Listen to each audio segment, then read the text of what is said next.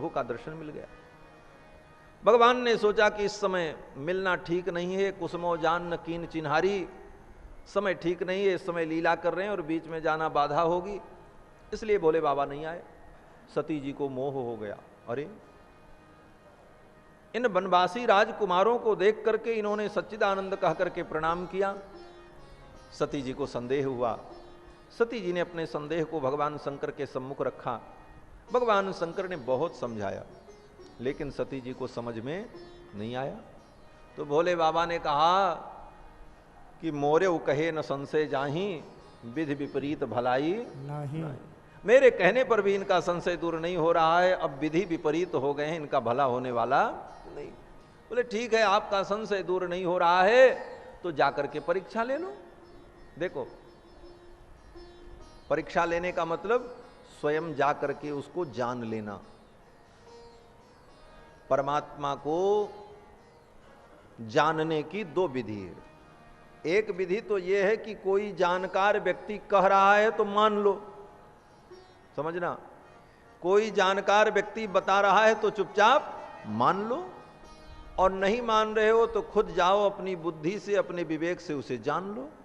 दो ही तो पाए, या तो आप चुपचाप किसी के बताने पर मान लो, और या तो फिर आप स्वयं जाकर के अपने बुद्धि विवेक से जो आपको समझ में आवे, जो करना चाहो करके उसे जान लो। तो भोले बाबा ने समझाया, लेकिन सती जी ने नहीं माना। तो अब रास्ता क्या बचा? बोले अब जाके खुद जान लो।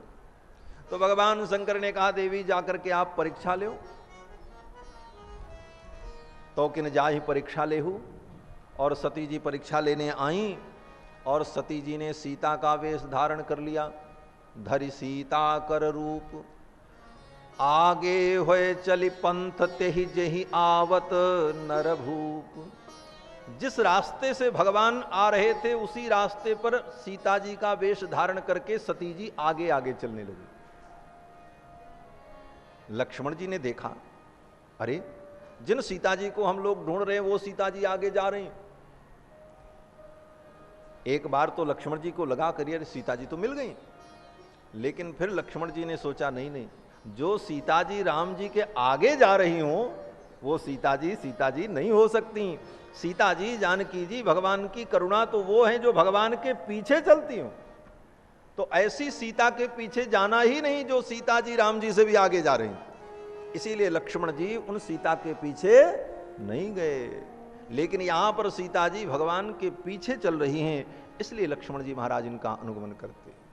अर्थात जो माया भगवान से भी आगे जा रही हो उस माया के पीछे जाओगे तो पतन हो जाएगा, लेकिन जो माया भगवान के पीछे चल रही हो, भगवान का अनुगमन कर रही हो, ऐसी माया के पीछे रहोगे तो वो माया तुम्हारे पतन का कारण नहीं बनेगी। यही सूत्र है महाराज। तीनों चल पड़े। चलते चलते आगे दंडकारण्य में एक सुंदर सरोवर दिखाई पड़ा।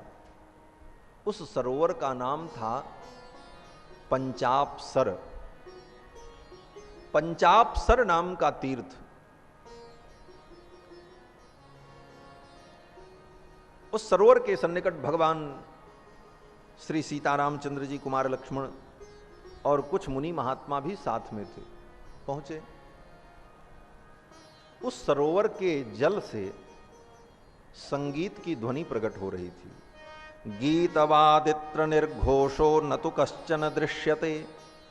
कोई दिखाई नहीं पड़ रहा था, न तबला बजाने वाला दिख रहा था, न हारमोनियम बजाने वाले दिख रहे थे, लेकिन वीणा, सितार, सरंगी, अनेक प्रकार के वाद्य की ध्वनि और मधुर संगीत उस सरोवर से प्रकट हो रहा था।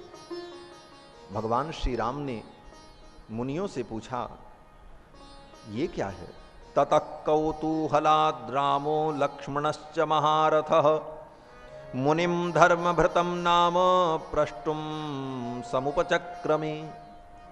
धर्मभृत नाम के एक मुनि थे जो राम जी के साथ साथ चल रहे थे, राम जी का मार्गदर्शन कर रहे थे। उन धर्मभृत नाम के मुनि से राम जी ने पूछा, मुनिवर, इस सरोवर से ऐसी सुंदर ध्वनि, संगीत प्रकट हो रहा है, क्या कारण है? तो धर्मभृत नाम के मुनि ने कथा सुनाई। धर्मभृत मुनि ने कहा, प्रभो इदम पंचाप्सरो मा नाम तटाकम सार्वकालिकम। ये सरोवर आप जो देख रहे हैं इसका नाम है पंचाप्सर। तटाकम सार्वकालिकम, और ये सार्वकालिक है। सार्वकालिक का मतलब ऐसा नहीं है कि बरसात में तालाब हो गर्मी में सूख जाए। बहुत से तालाब ऐसे होते हैं गर्मी में मैदान हो जाते हैं। मध्य प्रदेश में गुना में एक बार हम कथा करने गए अप्रैल के महीने में, एक विशाल तालाब सूखा हुआ, उसी के मैदान में बीच में कथा हुई। और जब दूसरी बार घूमने गए देखे तो महाराज लबालब पानी भरा हुआ। कहां पर? गुना में। तो ऐसा तालाब नहीं, सार्वकालिकम, जो कभी सूखता नहीं। निर्मितम तपसा राम मुनिना मांडकर्णिना। धर्मभृत नाम के मुनि ने कहा, प्रभु इस तटाक का निर्माण, इस सरोवर का निर्माण मांडकर्णि नाम के मुनि ने किया है। मांडकर्णि नाम के एक मुनि थे, बड़े तपस्वी, पानी के अंदर रह करके तपस्या करते थे। उनकी तपस्या को देखकर देवराज इंद्र भयभीत हो गए कि ये तो हमारा स्वर्ग छीन लेंगे। तो 5 अप्सराओं को उन्होंने भेजा कि जाओ मुनि की तपस्या को समाप्त कर दो। वो 5 अप्सराएं आईं और नृत्य गान सुनाते हुए अपने हाव भाव के द्वारा महर्षि मांडकर्णि मुनि के मन को मथित कर दिया, व्यथित कर दिया। मांडकर्णि मुनि की तपस्या च्युत हो गई, और जब तपस्या भंग हो गई तो 5 अप्सराएं जाने लगीं। जब जाने लगीं तो महर्षि मांडकर्णि को क्रोध आ गया। कहाँ जा रही हो? बोले मेरा प्रयोजन पूर्ण हो गया, जिस प्रयोजन से मैं आई। तो मुनि ने कहा कि अब मेरी आज्ञा के बिना अगर यहां से गई तो मैं तुम्हें अपने तपोबल से भस्म कर दूं। जब तुमने तपस्या नष्ट कर दिया, जब तपस्या चली ही गई तो अब तुम कहां जाओगी? तुम यहीं रहो, अब हमारी सेवा करो। और उन 5 अप्सराओं को मांडकर्णि मुनि ने वहीं पर उसी तालाब में रख दिया। बोले अब तुम रोज गाओ बजाओ, यही तुम्हारा काम। अब बेचारी सब कहां जाएं?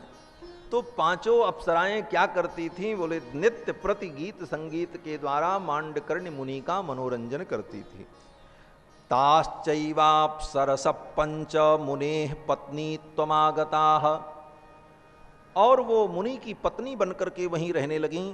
ताटके निर्मितम तासाम तस्मिन् अंतर्हृतम गृहम।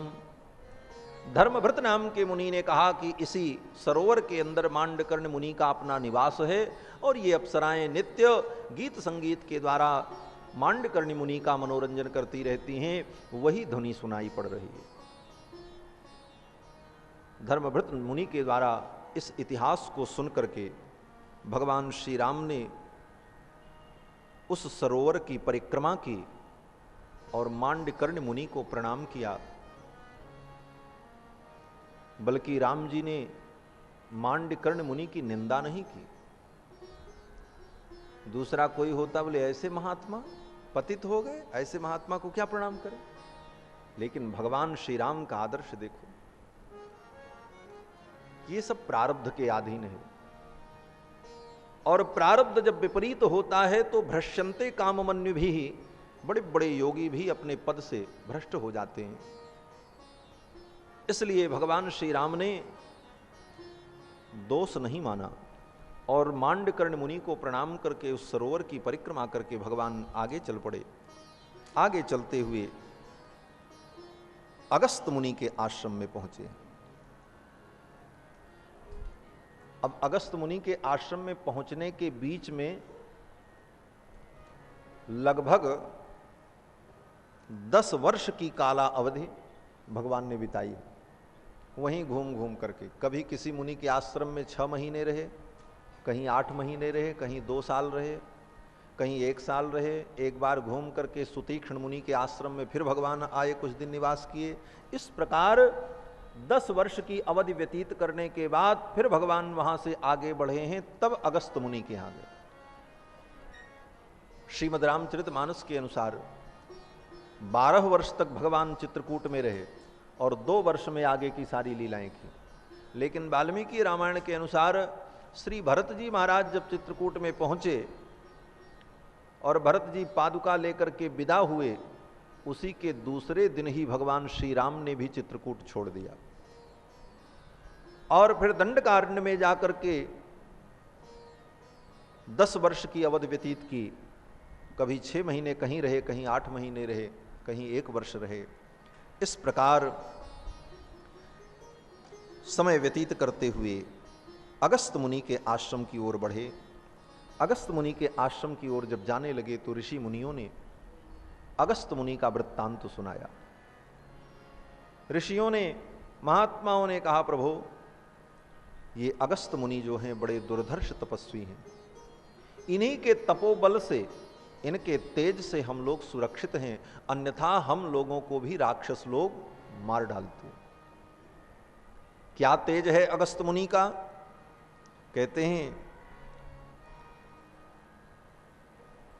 कि दंडकारण्य में 2 राक्षस बड़े भयानक महाराज, एक का नाम आतापी और एक का नाम बातापी। ये दोनों बड़े बदमाश। और ये दोनों क्या करते थे? बोले दोनों ब्राह्मण का रूप धारण कर लेते और श्राद्ध करने बैठ जाते। एक तो श्राद्ध करने बैठ जाए और दूसरा भाई जाकर के ऋषियों को निमंत्रण दे दे कि कल हमारे यहां श्राद्ध है, आप भोजन करने आना।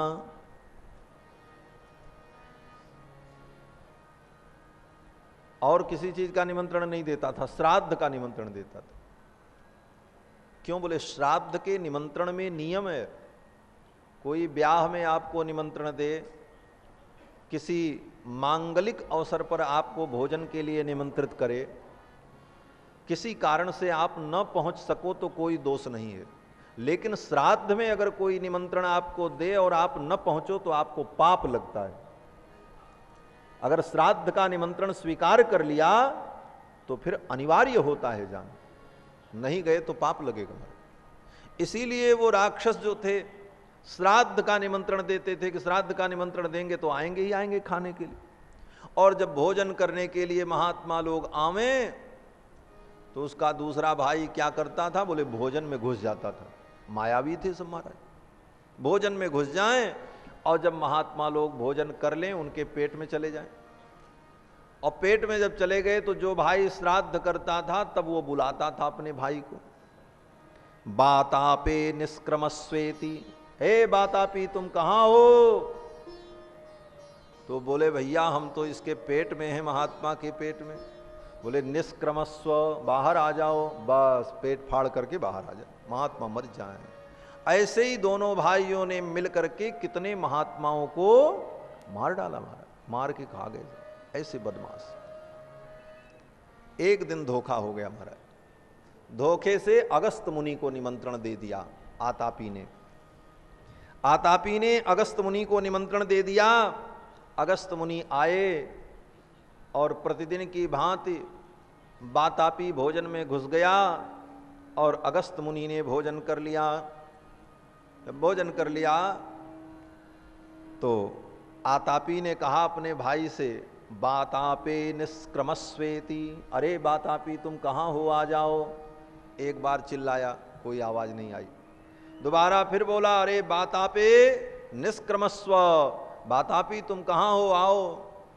2 बार बोला, फिर भी भीतर से कोई आवाज नहीं आई। अगस्त मुनि ने हंसते हुए कहा, वो आने वाला नहीं है, वो पच गया पेट में, उसको मैंने पचा दिया। हमारा अगस्त मुनि ने उस असुर को अपने पेट में पचा दिया। अब तो वो डरा भागने लगा। अगस्त मुनि ने कहा, रुको, तुम भी उसी के पास चले जाओ। और भागने लगा महाराज। भगवान अगस्त मुनि ने अपने तेज के द्वारा, अपने तपोबल के द्वारा आतापी को भस्म कर दिया, उसे भी समाप्त कर दिया।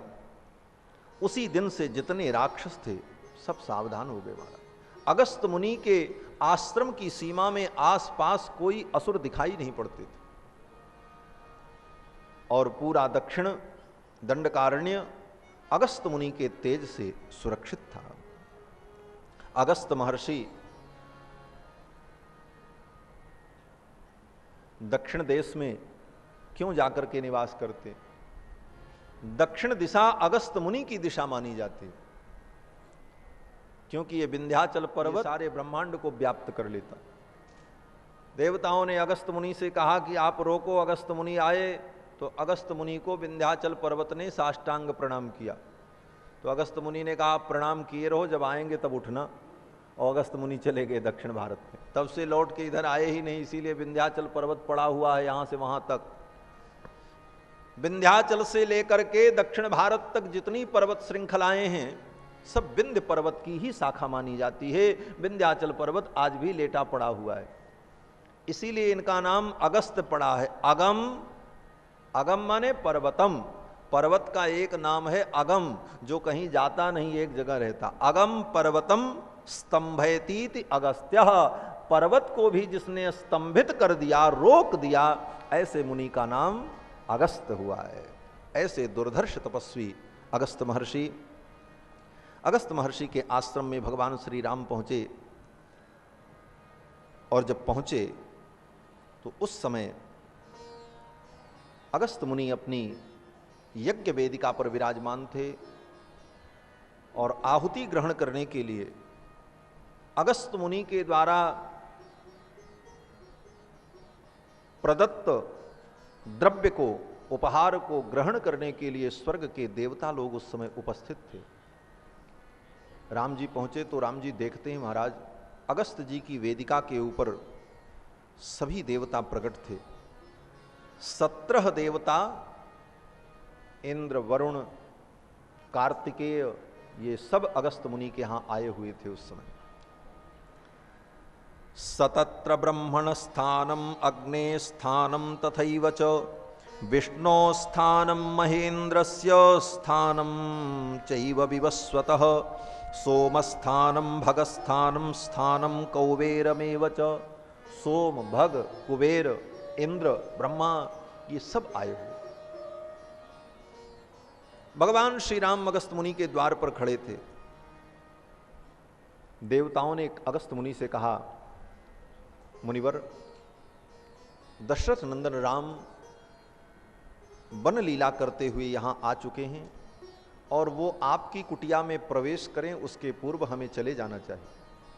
अगस्त मुनि ने उन देवताओं के चरणों में पुष्पांजलि अर्पित की, और देवता दिव्य तेजोमय सभी देवता अंतर्हित हो गए।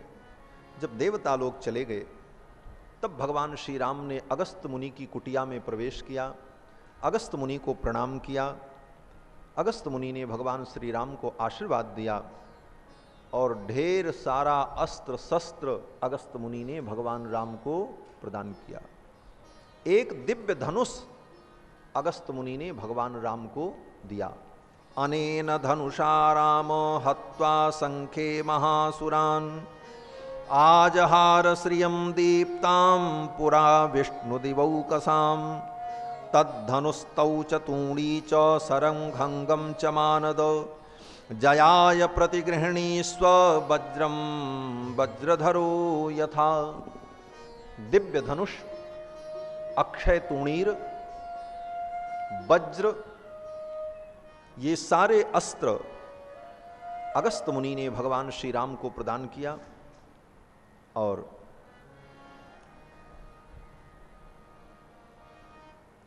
सीता जी अगस्त मुनि के चरणों में जब प्रणाम करने लगी तो सीता जी को देख करके अगस्त मुनि ने सीता जी की बड़ी प्रशंसा की। अगस्त मुनि ने कहा, इयं तु भवतो भार्या दोषैरेतैर्विवर्जिता। देखो, जो प्रशंसनीय हो उसकी प्रशंसा करनी चाहिए,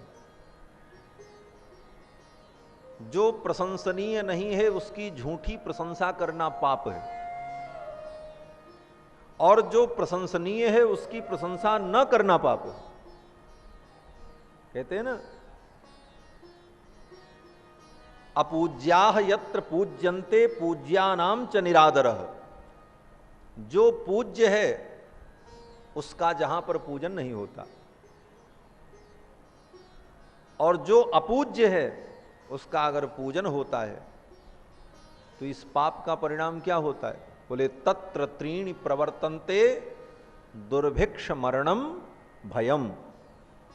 अपूज्य का पूजन और पूज्य का निरादर, ये अपराध जहां पर होता है वहां पर 3 प्रकार की विपत्तियां आती। क्या कहा? बोले तत्र त्रीणि प्रवर्तन्ते दुर्भिक्ष मरणम भयम। दुर्भिक्ष होता है, मरण होता है और भय उत्पन्न होता है।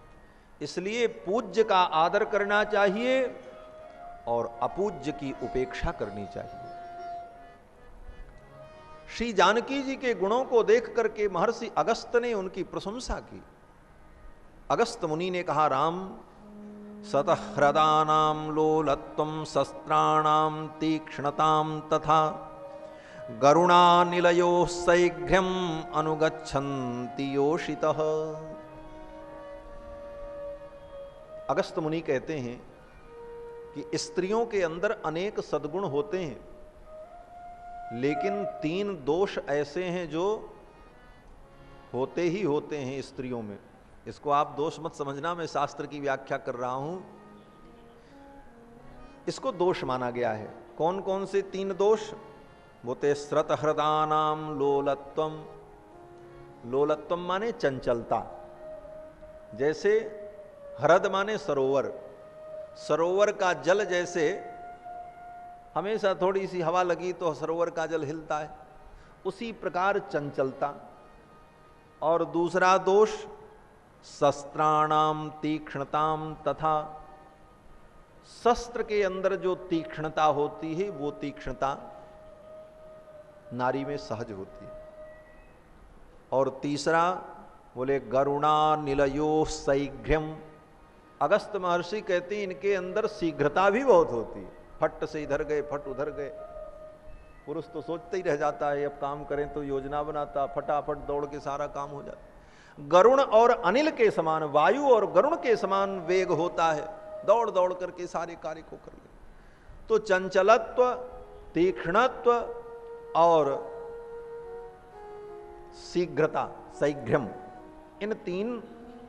ये तीन सीमा के अंदर रहें तब तक तो गुण हैं, और सीमा से ज्यादा हो जाएं तो यही दोष बन जाते।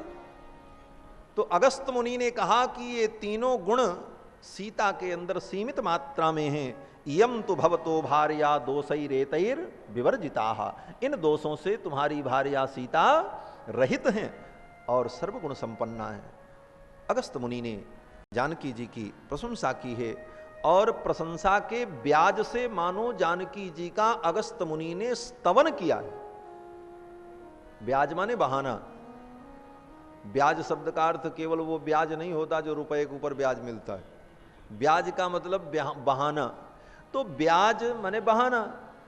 तो गुण वर्णन के बहाने से अगस्त मुनि ने जानकी जी का स्तवन किया है, क्योंकि जानकी जी की करुणा के बिना भगवत प्राप्ति जीव को संभव नहीं है। आचार्य रूपा हैं श्री जानकी जी। मानो अगस्त मुनि ने जानकी जी के गुणों का वर्णन करके आचार्य वैभव का वर्णन किया है। और फिर अगस्त मुनि से भगवान ने पूछा, प्रभु हम कहां निवास करें? अभी हमें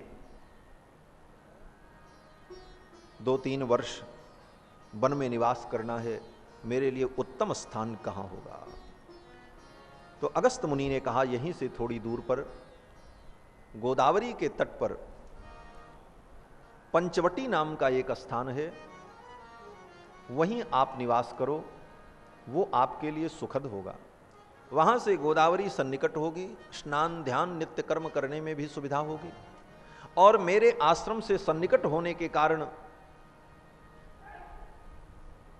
मुझसे मिलना भी होता रहेगा, और ऋषि मुनियों का सत्संग भी आपको प्राप्त होता रहेगा। अगस्त मुनि की बात को मानकर भगवान श्री राम पंचवटी की ओर बढ़ चले। भगवान श्री सीतारामचंद्र जी, जुगल सरकार, कुमार लक्ष्मण पंचवटी में प्रवेश करते हैं। अथ पंचवटीं गच्छन् अंतरा रघुनंदनः आससाद महाकायं गृद्धं भीमरूपधरम्। भीम पराक्रमम्। पंचवटी में जब प्रवेश किया भगवान राम ने तो सबसे पहले कौन मिले? बोले गृद्धराजम। गृद्धराज जटायु से भेंट हो गई महाराज। भीम काया, बड़े विशाल शरीर के गृद्धराज जटायु।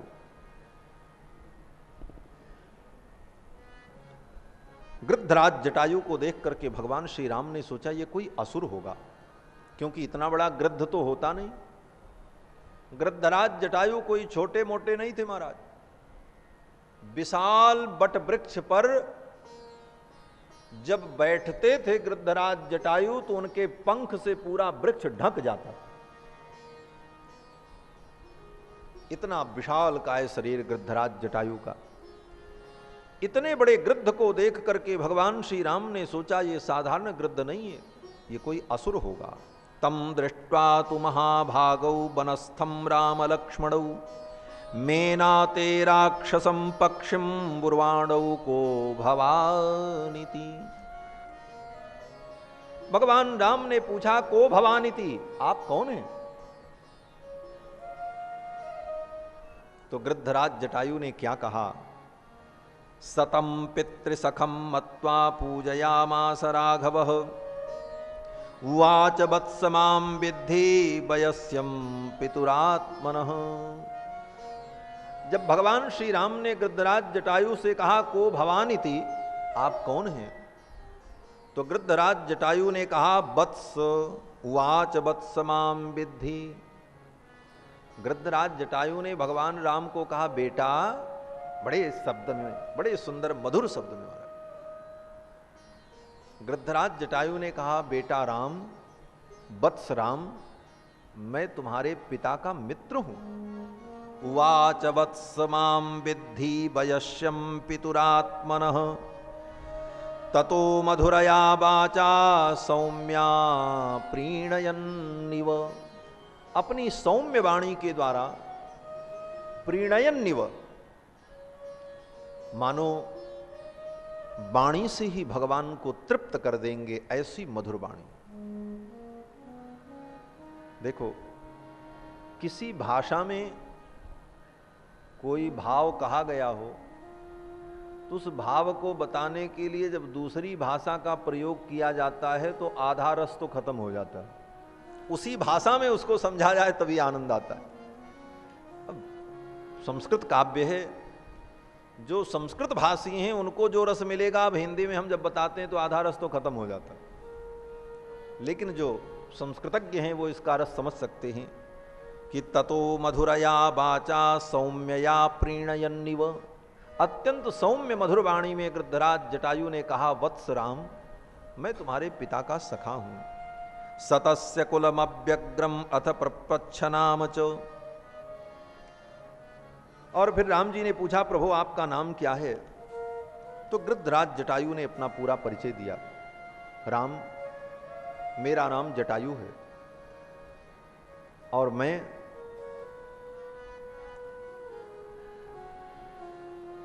अरुण का पुत्र हूं। सूर्य भगवान के सारथी जो अरुण हैं वो गरुण के भाई हैं। गरुण और अरुण ये दो भाई, ये दो विनिता के पुत्र हैं। विनिता देवी ने 2 अंडे प्रकट किए थे। एक अंडे से गरुण जी प्रकट भये और एक अंडे से अरुण जी प्रकट भये। तो विनिता ने कुतूहल बस एक अंडे को समय से पहले ही तोड़ दिया, तो पूरे अंग का निर्माण नहीं हो पाया था। ऊपर का शरीर तो बना था लेकिन नीचे का पैर वैर निर्मित नहीं हो पाया था। अंडे से वो जीव बाहर आ गया, वही अरुण है। अरुण के पैर नहीं है, ऊपर का पूरा शरीर है। अब ये चल नहीं सकते, तो इनको सूर्य भगवान का सारथी बना दिया गया। अरुण जी महाराज सूर्य भगवान के सारथी हैं, रथ पर बैठे रहते हैं, रथ हाँकते रहते हैं। और इनका शरीर लाल है। जैसे अंडे से बच्चा निकले, जब तक वो परिपक्व न हो तो क्या होगा? बोले मांस का लोथड़ा ही तो होगा लाल लाल। इसीलिए अरुण जी महाराज अरुण वर्ण है, लाल वर्ण है। उनके अंदर कितनी लालिमा है, बोले जब सूर्योदय होता है उसके पहले अरुणोदय होता है, अरुणोदय होता है तो पूरा आसमान लाल लाल हो जाता है। तो अरुण जी महाराज गरुण के भाई हैं। जटायु जी कहते हैं कि पुंजस्थ खत्तलिका नाम की एक अप्सरा थी, वो गृद्धिनी का रूप धारण करके आकाश में उड़ रही थी। उस अप्सरा को देख करके अरुण जी महाराज मोहित हो गए और फिर अरुण के संबंध से उस अप्सरा ने 2 पुत्र को जन्म दिया, एक का नाम जटायु और एक का नाम संपाति। गृद्धराज जटायु ने कहा कि आपके पिता से मेरी मित्रता एक कारण से हुई थी। क्या कारण? बोले एक बार अयोध्या के ज्योतिषियों ने, विद्वानों ने कहा कि शनि देवता रोहिणी नक्षत्र में प्रवेश करने जा रहे हैं। इसका परिणाम ये होगा कि भयंकर अकाल पड़ेगा, लोग भूखों मरेंगे। तो श्री दशरथ जी महाराज ने कहा मैं ऐसा होने नहीं दूंगा, शनि देवता को रोहिणी नक्षत्र में प्रवेश ही नहीं करने दूंगा, रोहिणी का भेद नहीं करने दूंगा। और धनुष बाण लेकर के श्री दशरथ जी महाराज शनि देवता को रोकने के लिए चल पड़े। दशरथ जी के कहने पर शनि देवता मान गए। शनि के सम्मुख पहुंचने पर भी दशरथ जी का बाल बांका नहीं हुआ। क्यों? क्योंकि शनि देवता की जो दृष्टि है उस दृष्टि में दोष है, दृष्टि पड़े तभी कोई अनिष्ट होगा। और भगवान ने शनि देवता की आंखों के ऊपर इतनी बड़ी पलक बनाई है। हमारे आपकी आंखों के ऊपर पलक जो होती है वो तो अपने से खुलती बंद होती रहती, जब चाहो खोल लो बंद कर लो। लेकिन शनि देवता की पलक ऐसी है कि उनको देखना होता है तो अपने दोनों हाथ से पकड़ करके ऐसे पलक उठाते हैं तब देखते हैं, और छोड़ दें तो फिर नीचे पर्दा लग गया। भगवान ने इसीलिए बनाया है कि जैसे सबकी आंख की पलक होती है ऐसे शनि देवता की भी होती, तो पता नहीं कब किसको देखें, कौन भस्म हो जाए पता नहीं, तो ये तो सब सृष्टि ही खत्म कर देंगे। इसलिए भगवान ने ऐसा नियम बना दिया कि उनकी पलक हमेशा बंद रहे, जब देखना हो तो अपनी पलक उठावें तब देखें। देखो भगवान जो करते हैं बहुत सोच समझ करके करते हैं। लोग कहते हैं महाराज भगवान ने ऐसा कर दिया। बोले भगवान जो करते हैं सो ही अच्छा करते। 2 व्यक्ति जा रहे थे और दोनों बड़े तार्किक थे। जा रहे थे तो रास्ते में देखा एक खेत में तरबूजा लगा हुआ था, इतने बड़े बड़े तरबूज लगे थे। तो एक ने कहा देखो भगवान को कोई बुद्धि देने वाला नहीं था, है? ये छोटे छोटे पेड़ जो जमीन में फैले हुए हैं और इतने बड़े बड़े फल लगा दिए। कुछ दूर बात करते गए तो आगे एक बहुत बड़ा बट वृक्ष था, बरगद का वृक्ष। तो दूसरे तार्किक ने कहा ये देखो, ये दूसरा उदाहरण देख लो, भगवान को कोई बुद्धि देने वाला नहीं था, इतना बड़ा पेड़ और फल बनाया इतना छोटा, क्या बताओ। और यही चर्चा करते दोनों उसी बट वृक्ष के नीचे सो गए, विश्राम करने लगे। तब तक ऊपर से बट वृक्ष का एक कच्चा फल, कड़ा सा कठोर फल ऊपर से गिरा, तड़ाक से उसकी नाक के ऊपर, चौंक करके उठ करके बैठ। क्या हुआ? बोले चोट लग गई, ऊपर से फल गिरा। बोले इतना बड़ा फल गिरा और इतनी चोट लगी? दूसरे ने कहा भैया भगवान जो करते हैं बहुत अच्छा करते हैं, अगर कहीं इसके जगह पे तरबूज होता तब क्या होता? तब तो नाक ही टूट जाती। तो भगवान जो करते हैं बहुत अच्छा करते हैं, ठाकुर जो करते हैं उनकी लीला वही जाने महाराज। वो सर्व करने समर्थ, सब कुछ करने में समर्थ हैं। जो कुछ भगवान करते हैं अच्छा करते हैं। तो शनि देवता अपनी पलक को उठा करके देखते हैं। तो शनि देवता के सम्मुख दशरथ जी महाराज पहुंचे। दशरथ जी का बाल बांका नहीं हुआ, कुछ नहीं हुआ। लेकिन जब लौटने लगे तो लौटते समय जब उनका रथ शनि की कक्षा से नीचे आया तो शनि देवता के पलक के नीचे से जो दृष्टि निकल रही थी वो दृष्टि पड़ गई। उस दृष्टि का एक अंश दशरथ जी के ऊपर पड़ा और परिणाम क्या हुआ? बोले दशरथ जी का रथ आकाश में ही भस्म हो गया भक्क से, शनि की दृष्टि पड़ती। अब तो श्री दशरथ जी महाराज आकाश से नीचे की ओर गिरने लगे, रथ भस्म हो गया, अब गिर रहे हैं। उसी समय जटायु जी महाराज और संपाति ये दोनों सूर्य भगवान के पास जा रहे थे, वहां से फिर लौट रहे थे। लौटते समय गृद्धराज जटायु ने देखा कि ये तो अयोध्या के चक्रवर्ती सम्राट श्री दशरथ जी महाराज हैं। तुरंत गृद्धराज जटायु ने मंडल लिया और ऐसे उड़ते हुए आए और नीचे से दशरथ जी महाराज को अपनी पीठ पर उठा लिया और उठा करके लेकर के आए और धीरे धीरे ला करके अयोध्या में सरजू जी के तट पर दशरथ जी को उतार दिया। दशरथ जी बड़े प्रसन्न हुए, आपने मेरे प्राण की रक्षा की, आप मेरे भ्राता के समान हैं, आप मेरे मित्र हैं, आप अयोध्या में रहो, मैं आपकी सब व्यवस्था करूंगा। गृद्ध शांति, कपोत शांति, त्रिखल शांति, अनेक प्रकार की शांतियों का विधान है। तो गृद्धराज जटायु ने कहा हम अमंगल पक्षी हैं और नगर में हमारा रहना ठीक नहीं है, हमारे जैसे पक्षियों को घनघोर वन में रहना चाहिए जहां मनुष्यों का प्रवेश न हो, इसलिए मैं जंगल में ही रहूंगा, आप कभी भी याद करेंगे तो मैं आपकी सेवा में उपस्थित हो जाऊंगा। दशरथ जी महाराज ने कहा ठीक है। फिर गृद्धराज जटायु चले आए दंडकारण्य और पंचवटी में रहते थे। गृद्धराज जटायु ने कहा राम, उसी समय से तुम्हारे पिता से हमारी मित्रता हुई और मेरे मित्र के पुत्र हो, इसलिए मेरे लिए भी पुत्र के समान हो। वत्स राम, तुम्हारा मंगल हो, यहीं पर आश्रम बना करके निवास करो। इदम दुर्गम हि कांतारम मृगराक्षस सेवितम सीताम च तात रक्षिष्ये त्वय्याते स लक्ष्मणे। गृद्धराज जटायु ने कहा राम, यहां पर कुटी बना करके रहोगे तो यह स्थान सुरक्षित स्थान है, और अगर कंदमूल फल लेने के लिए, किसी आवश्यक वस्तु का संग्रह करने के लिए आप कहीं जाओगे, लक्ष्मण भी आपके साथ जाएंगे,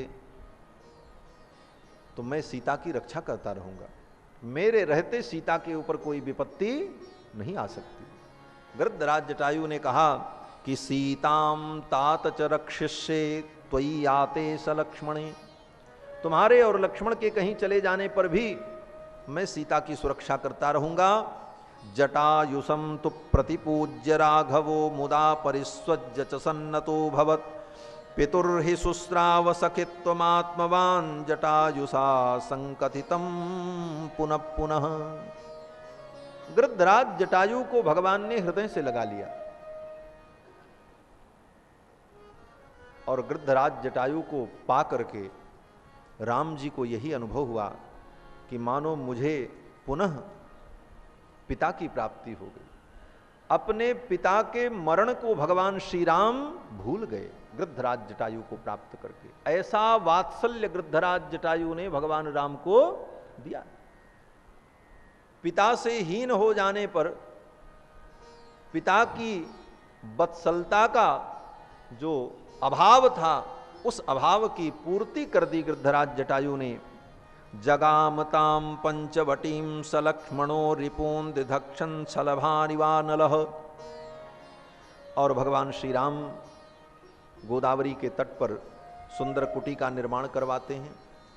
कल की कथा में मैंने निवेदन किया था कि यहां पर भी कुटी लक्ष्मण जी ने बनाई और चित्रकूट में भी बनाई थी। चित्रकूट में जब कुटी बनानी थी तो राम जी ने लक्ष्मण से कहा था लक्ष्मण यहां कुटी बना दो, तो लक्ष्मण जी ने बना दिया। लेकिन पंचवटी में राम जी ने लक्ष्मण से कहा लक्ष्मण आश्रम कतरस्मिन्नो देशे भवति सम्मतः। कतरस्मिन देशे, किस देश में आश्रम बनाना, कुटी बनाना अच्छा होगा, कौन सी जगह उत्तम होगी बताओ लक्ष्मण। तो लक्ष्मण जी ने कहा प्रभो ये बताने का अधिकार मुझे नहीं है, स्वयं तु रुचिरे देशे क्रियताम इति माम बद। आपको जो रुचिकर हो, आपको जहां अच्छा लगे आप बताओ, मैं कुटी का निर्माण कर देता हूं। भगवान श्री राम ने कहा लक्ष्मण ये स्थान उत्तम है, यहां कुटी बनाओ। लक्ष्मण जी महाराज ने सुंदर कुटी बना करके तैयार कर दी। ऐसी सुंदर कुटिया बनाई लक्ष्मण जी ने कि भगवान श्री राम का मन आह्लादित हो गया। राम जी ने कहा लक्ष्मण से, प्रीतोस्मिते महत्कर्म त्वया कृतमिदं प्रभो। हे लक्ष्मण, तुमने ऐसी सुंदर कुटिया बनाई, तुम्हारे इस कर्म से मैं प्रसन्न हूं, मैं तुम्हें क्या पुरस्कार दूं? किम प्रदेयो, मैं क्या तुम्हें प्रदान करूं? बोले राम जी के लिए क्या कमी, कुछ भी दे सकते थे, लेकिन कुछ भी राम जी देंगे तो वो कम होगा। तो राम जी ने सोचा मैं अपना सर्वस्व लक्ष्मण को दे दूं। समझना, ये वाल्मीकि रामायण का बड़ा गंभीर भाव है कि भगवान श्री राम ने सोचा मैं लक्ष्मण को अपना सर्वस्व दे दूं। बोले राम जी का सर्वस्व क्या है? सब कुछ तो छूट ही गया अयोध्या में, है क्या? कौन सी वस्तु ऐसी है जो सर्वस्व है राम जी का, जो राम जी देंगे? तो महर्षि वाल्मीकि कहते हैं कि प्रदेयो यन्निमित्तं ते परिस्वंगो मया कृतः भावज्ञेन कृतज्ञेन धर्मज्ञेन च लक्ष्मण। भगवान श्री राम उठ करके खड़े हो गए और कहा, लक्ष्मण मैं तुमको अपना सर्वस्व प्रदान कर रहा हूं। और इतना कहते हुए लक्ष्मण को अपने हृदय से लगा लिया।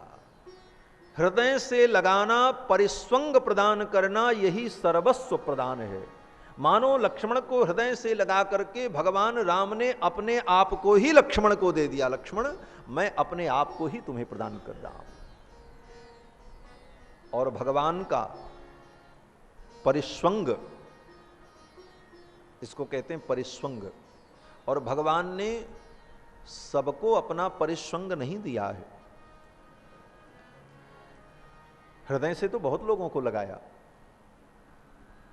लेकिन लक्ष्मण जी को और हनुमान जी को, दो लोगों को जब भगवान ने हृदय से लगाया तो यही कहा कि मैं अपने आप को तुम्हें दे रहा हूं। श्री हनुमान जी महाराज लंका से श्री जानकी जी का पता लगा करके जब आए तो ऐसा शुभ समाचार जब हनुमान जी ने सुनाया तो राम जी ने कहा, हनुमान तुम्हारे इस श्रेष्ठ कर्म के बदले में मैं तुम्हें कुछ नहीं दे सकता, मैं अपने आप को, अपना सर्वस्व मैं तुम्हें दे रहा हूं। एस सर्वस्व भूतों में परिस्वंगो हनुमतः। हे हनुमान, ये मेरा परिस्वंग ही मेरा सर्वस्व है और ये सब कुछ मैं तुम्हें दे रहा हूं। ऐसा कह करके हनुमान जी महाराज को भगवान ने गले से लगा लिया। बंधुओं, भगवान ने लक्ष्मण जी को परिस्वंग प्रदान किया। इसके बाद अब दिव्य दंपति श्री सीतारामचंद्र जी जुगल सरकार कुटी में रहते और लक्ष्मण जी महाराज बाहर पेड़ के नीचे रहते। लक्ष्मण जी ने अपने लिए कुटी नहीं बनाई, श्री सीतारामचंद्र जी के लिए कुटी बनाई और उसी में जुगल सरकार रहते। लक्ष्मण जी तो पेड़ के नीचे ही बैठे रहते, वहीं सो जाते और भगवान की सुरक्षा करते, भगवान की सेवा करते। दूसरे दिन गोदावरी में स्नान करने के लिए चले।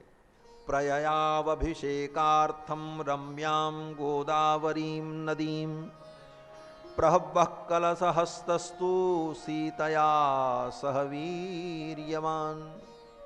सीता जी के सहित कलश लेकर भगवान श्री राम गोदावरी में स्नान करने के लिए चले। पीछे पीछे लक्ष्मण जी भी चले। पृष्ठतोऽनुव्रजन् भ्राता सौमित्रिदमब्रवीत। पीछे पीछे सुमित्रानंदन लक्ष्मण भी चल रहे थे। राम जी ने कहा, लक्ष्मण अयम सकाल संप्राप्त प्रियो यस्ते प्रियम वदः। हे लक्ष्मण, ये कितना सुंदर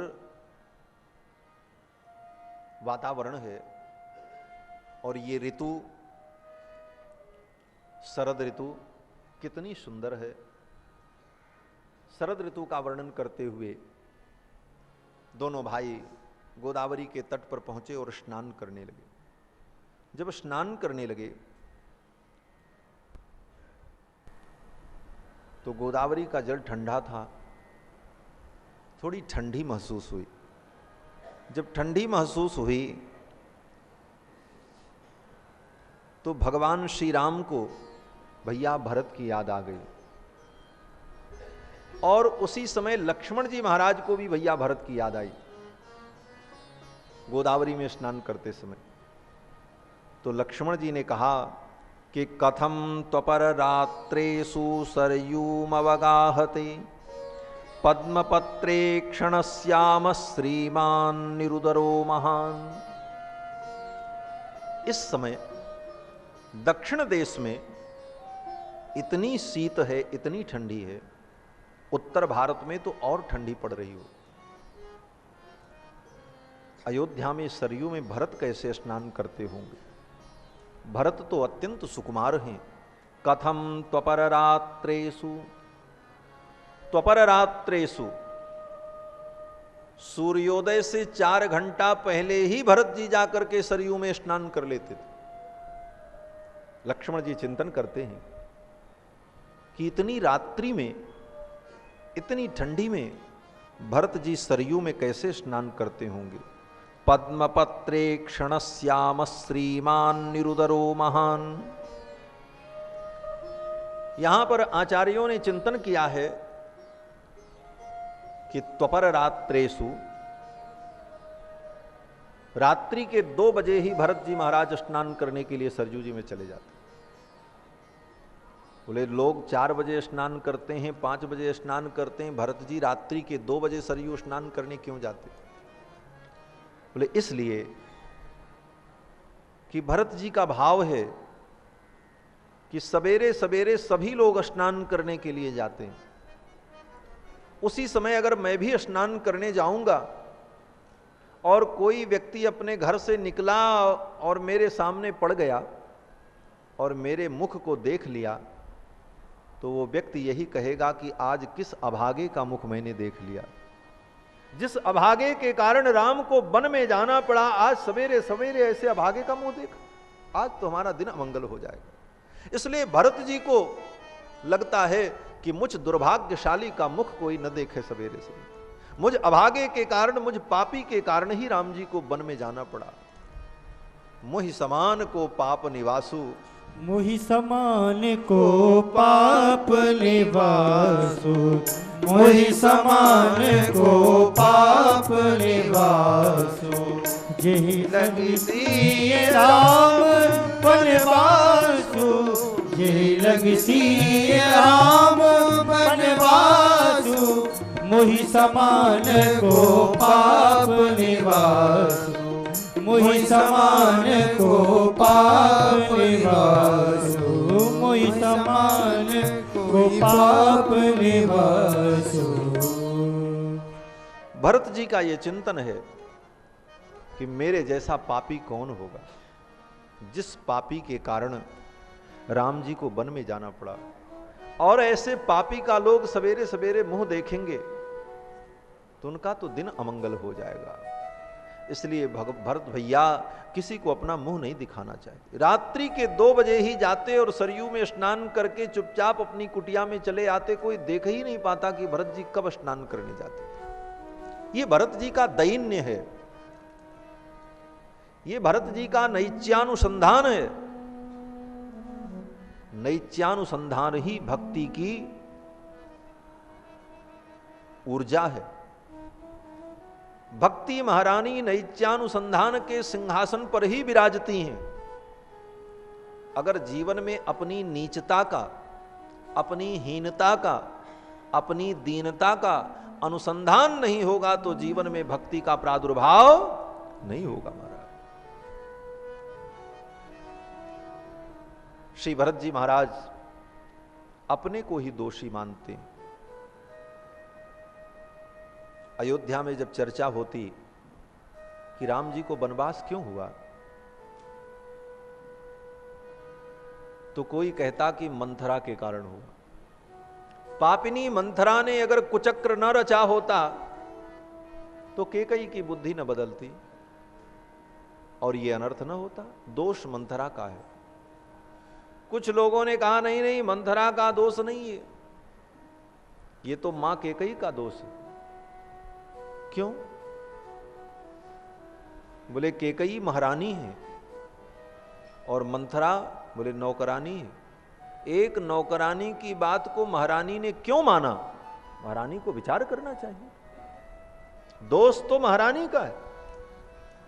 लोगों ने कहा नहीं नहीं, महारानी केकई का भी दोष नहीं, दोष तो महाराज चक्रवर्ती जी का है कि उन्होंने अपनी पत्नी केकई की इस अनर्गल बात को क्यों स्वीकार कर लिया।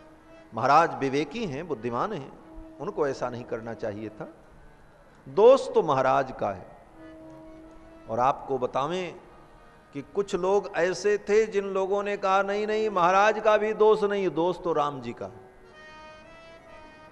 क्या राम जी का दोष है? बोले राम जी का दोष यह है कि चुपचाप राम जी वन में क्यों चले गए। उनको तर्क करना चाहिए था कि हमारा अपराध क्या है, मैं क्यों वन में जाऊं। ऐसा कहने वाले भी लोग थे। लेकिन जब भरत जी से पूछा गया किसका दोष है, तो भरत जी ने कहा न मंथरा का दोष है, न मां केकई का दोष है, न महाराज का दोष है, न रघुनंदन राम का दोष है। बोले तब किसका दोष है? किसके पाप के कारण राम को वन में जाना पड़ा? तो भरत जी कहते हैं इस अनर्थ का मूल मैं हूं।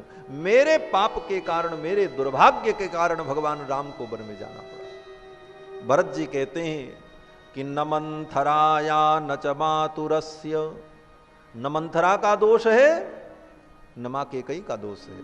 न मंथराया न च मातुरस्य दोषो न राज्ञो न च राघवस्य, न महाराज का दोष है न रघुनंदन राम का दोष है। बोले तब?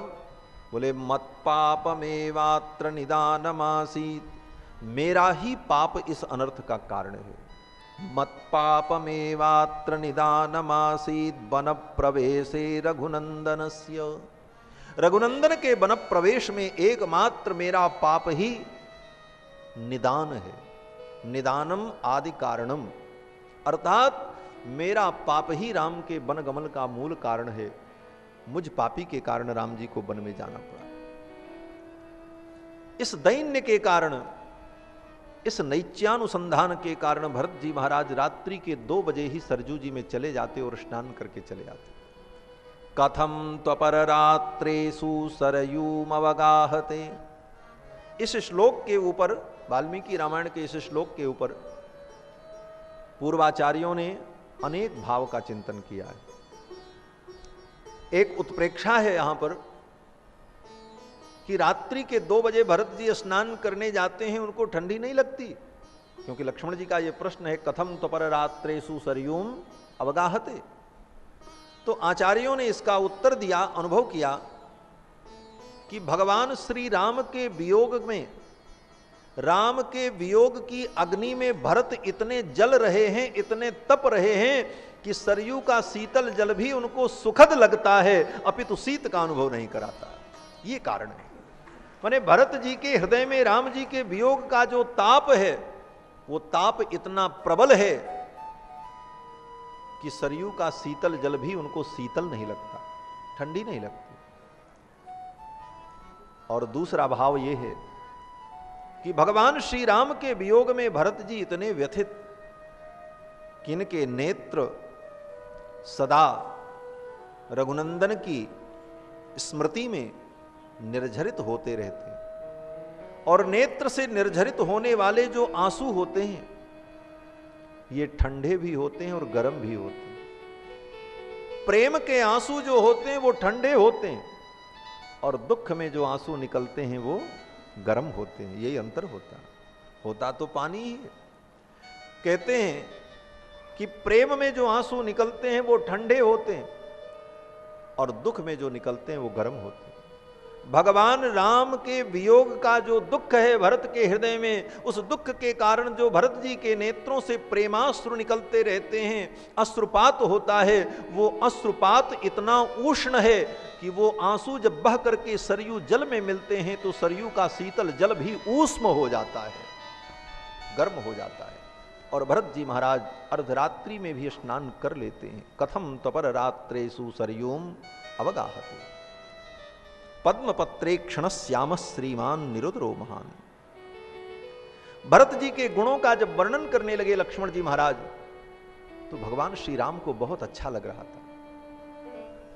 देखो, भक्त को भगवान की कथा अच्छी लगती है और भगवान को अपने भक्त की कथा अच्छी लगती है। भक्त भगवान के नाम का जप करते हैं और भगवान अपने भक्त के नाम का जप करते हैं।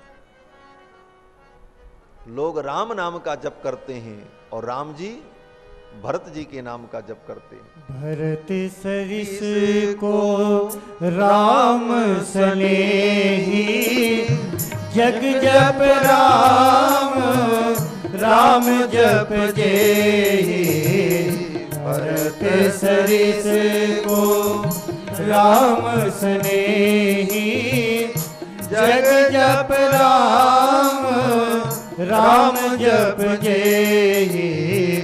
भरत सरिस को राम सनेही, जग जप राम राम जप जेहि। भरत सरिस को। सारी दुनिया राम जी के नाम का जप करती है और राम जी भरत के नाम का जप करते हैं। भरत सरिस को राम सनेही, जग जप राम राम जप जेहि। जेहि। भक्त भगवान के नाम का जप करते हैं और भगवान भक्त के नाम का जप करते हैं। इसीलिए भागवत में वर्णन है कि गोपियां जब रास मंडल में आईं, अपने सब कुछ को छोड़कर, सर्वस्व त्याग करके, सर्वम त्यक्त्वा गोपियां जब रास मंडल में आईं तो भगवान ने उनका स्वागत किया कि स्वागतम वो महाभागा प्रियम किम करवाणि वह। आपका स्वागत है, मैं आपके लिए क्या करूं? तो गोपियों ने यह कहा कि वही करो जो आप अपने भक्तों के साथ व्यवहार करते हो। क्या व्यवहार? बोले भक्त आपकी पूजा करते हैं, आप भक्त की पूजा करते हो। भक्त आपका नाम जपते हैं, आप भक्त का नाम जपते हो। भक्त आपका भजन करते हैं और आप भक्त का भजन करते हो, इसलिए आप भी हमारा भजन करो। भक्ता भजस्व दुर्वग्रह मात्यजस्मान देवो यथाधि पुरुषो भजते मुमुक्षून। गोपियों ने यही कहा है कि जिस प्रकार भगवान नारायण उन मुमुक्षु भक्तों का चिंतन करते हैं, भजन करते हैं, उसी प्रकार आप हमारा भजन करो। एक दिन भगवान कृष्ण एकांत में बैठे थे और ध्यान कर रहे थे। युधिष्ठिर पहुंच गए। युधिष्ठिर जी ने देखा कि भगवान कृष्ण ध्यान कर रहे हैं। विराजो महाराज। युधिष्ठिर सोचने लगे सारी दुनिया इनका ध्यान करती है और ये किसका ध्यान कर रहे हैं? आखिर इनका ध्येय कौन है? ये किसका चिंतन करते हैं? भगवान का जब ध्यान छूटा तो युधिष्ठिर ने पूछा, प्रभु आप किसका ध्यान करते हो? तो भगवान ने कहा, मैं अपने भक्तों का ध्यान करता हूं। तो युधिष्ठिर ने पूछा, इस समय आप किस भक्त का ध्यान कर रहे थे? तो भगवान कृष्ण ने कहा कि युद्ध के मैदान में बाण सैया पर पड़े पड़े अपनी मृत्यु की प्रतीक्षा कर रहे हैं भीष्म पितामह, जो मेरे परम भक्त हैं। मैं अपने भक्त भीष्म पितामह का स्मरण कर रहा हूं और उनके दुख का मैं हरण कर रहा हूं, उनके दुख को मैं सहन कर रहा हूं कि मेरे भक्त को दुख न हो, मेरे भक्त को कष्ट न हो। तो भगवान अपने भक्त का स्मरण करते हैं, भगवान अपने भक्तों के चरित्र को सुनते हैं। भरत जी के चरित्र को सुनकर के राम जी को आनंद की अनुभूति होने लगी, प्रसन्नता होने लगी। लक्ष्मण जी महाराज वर्णन करते जा रहे थे, लेकिन बोलते बोलते कुछ ज्यादा ही बोल गए लक्ष्मण जी। लक्ष्मण जी क्या बोल गए? बोले, लक्ष्मण जी ने कहा कि न पितृमनुवर्तन्ते मातृकम द्विपदा इति ख्यातो लोक प्रवादोयम भरते नान्यथा कृतः। हमने सुना है, लोक में ये कहावत है, प्रसिद्धि है कि माता का गुण पुत्र में होता है। माता का गुण पुत्र में आता है और पिता का गुण पुत्री में आता है। न पितृमनुवर्तन्ते मातृकम द्विपदा इति। द्विपदा माने दो पैर वाले जो होते हैं अर्थात मनुष्य। पशुओं में ऐसा नहीं होता। पशु में पिता का गुणधर्म आता है पुत्र में, और पुत्री में माता का गुणधर्म आता है पशुओं में। और मनुष्य में माता का गुणधर्म पुत्र में आता है और पिता का गुणधर्म पुत्री में आता है। ये द्विपद अर्थात मनुष्यों के लिए नियम है, दो पैर वालों के लिए। लक्ष्मण जी कहते हैं कि न पितृमनुवर्तन्ते मातृकम द्विपदा इति ख्यातो लोक प्रवादोयम भरते नान्यथा कृतः। लेकिन इस सिद्धांत को भरत ने अन्यथा कर दिया, व्यर्थ कर दिया। अर्थात भरत की मां केकई में जो गुण था वो भरत में नहीं आया। संसार में ख्याति तो यही है कि मां का गुण बेटे में आता है, लेकिन केकई के अंदर जो कठोरता, जो निष्ठुरता है, जो कपट है, वो कपट भरत में नहीं आया। एक तरह से लक्ष्मण जी महाराज भरत जी की प्रशंसा ही कर रहे थे, भरत जी का गुणानुवाद कर रहे थे। लेकिन भरत जी का गुणानुवाद करते करते मां केकई के दुर्गुण का स्मरण मात्र किया, और यह भी बात राम जी को अच्छी नहीं लगी। तुरंत भगवान राम ने लक्ष्मण को टोका। राम जी ने कहा कि कथम नुसाम्बा कैकेयी। लक्ष्मण, तुम मेरी मां केकई की निंदा मत करो। नतेम्बा मध्यमाता तो गर्हितव्या कदाचन। हे लक्ष्मण, मेरी मध्यमांबा, मेरी मझली मां केकई की तुम निंदा मत करो, ये अधिकार तुम्हें प्राप्त नहीं। लक्ष्मण, अगर तुम्हें बोलने का ही मन है तो त्वमेवेक्षुनाथस्य भरतस्य कथाम कुरु। अगर तुम्हें बोलने का मन ही है तो इक्ष्वाकु कुल के जो नाथ हैं, इक्ष्वाकु कुल के जो राजा हैं, ऐसे भरत का चरित्र मुझे सुनाओ। भरतस्य कथाम कुरु, भरत की कथा मुझे सुनाओ। भरत का चरित्र सुन करके मुझे सुख की प्राप्ति होती, लेकिन मेरी मां केकई की निंदा मत करो। लक्ष्मण को डांट दिया महाराज। और इतना कहते हुए भगवान श्री राम भी रोने लगे। किस प्रकार? बोले कदा ह्ययम समेष्यामि भरतेन महात्मना। भगवान राम कहते हैं वो समय कब आएगा जब मैं महात्मा भरत से मिलूंगा, अपने भाई भरत को हृदय लगाऊंगा। शत्रुघ्नेन च वीरेण त्वया च रघुनंदन। हे लक्ष्मण, तुम्हारे साथ अयोध्या चलकर कब मैं भरत से मिलूंगा, वो समय कब आएगा। इतना कह करके भगवान श्री राम भी रोने लगे। हमारे आचार्य श्री गोविंद राज स्वामी जी महाराज अनुभव करते हैं कि भरत की याद में जब राम जी रोने लगे तो राम जी के जो अश्रु प्रकट हुए वो भी ऊष्म थे, क्योंकि वियोग के दुख में